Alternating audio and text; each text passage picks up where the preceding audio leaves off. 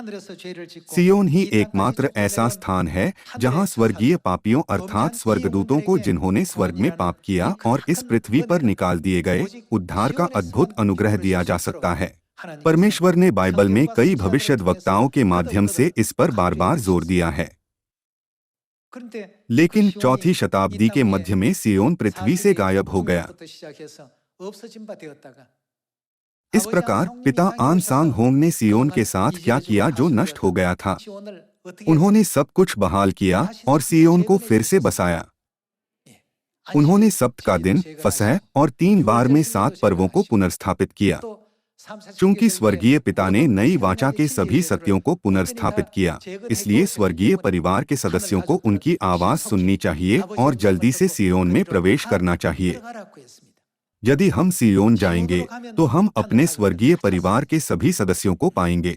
हम अपने स्वर्गीय पिता, अपनी स्वर्गीय माता और अपने सभी स्वर्गीय भाइयों और बहनों से मिलेंगे। स्वर्गीय पिता फिर से इस पृथ्वी पर आए और इस अनुग्रहपूर्ण और अर्थपूर्ण सियोन की स्थापना की। जो लोग उसकी बाट जोहते हैं, उनके उद्धार के लिए दूसरी बार बिना पाप उठाए हुए दिखाई देगा। क्या आपको इब्रानियों अध्याय 9 आयत 28 में दिया गया परमेश्वर का वचन याद है?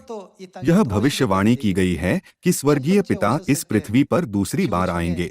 फिर भी इस पृथ्वी पर लोगों ने स्वर्गीय पिता के पहले आगमन पर उनके साथ कैसा व्यवहार किया? क्या उन्होंने बहुत खुशी और आनंद के साथ स्वर्गीय पिता का स्वागत किया? क्या उन्होंने उनकी ठीक से सेवा की?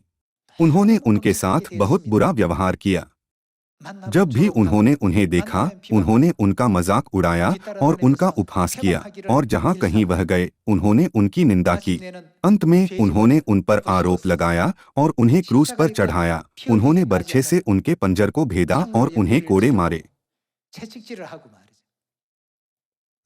मान लीजिए कि आप किसी देश में छुट्टी पर गए हैं और उस देश के लोगों ने आपके साथ ऐसा व्यवहार किया है, तो क्या आप दोबारा कभी वहां जाना चाहेंगे?